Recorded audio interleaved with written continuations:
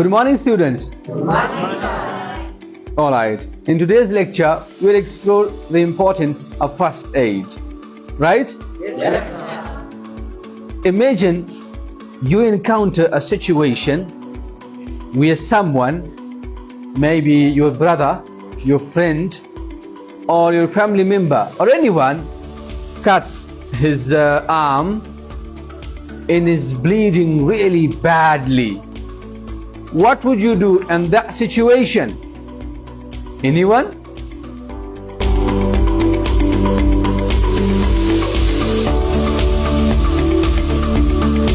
Panic. That's dreadful. This situation is distressing. I might be helpless. So, first aid is basically the immediate help or assistance or care given or provided to a person who has been injured or suddenly falls ill, right? The primary goal of first aid is to stabilize the person's condition and prevent further harm.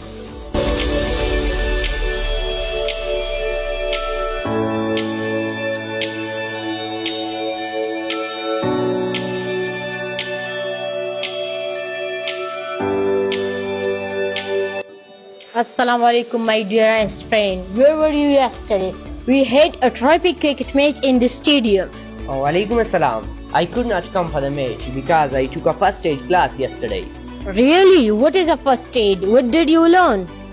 First aid is the help given to a sick or injured person until full medical treatment is available.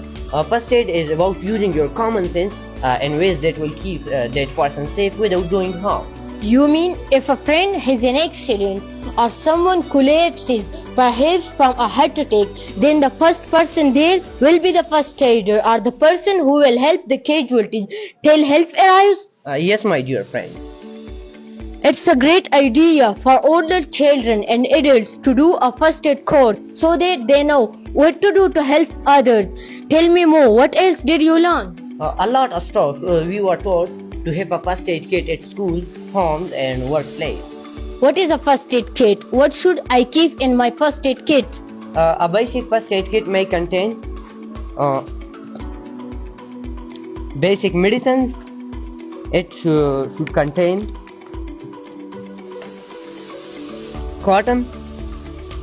It should contain gauzes, Dettol, bandage, disposable sterile gloves.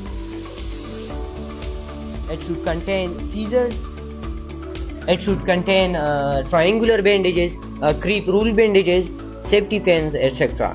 When and where do you use a first aid kit?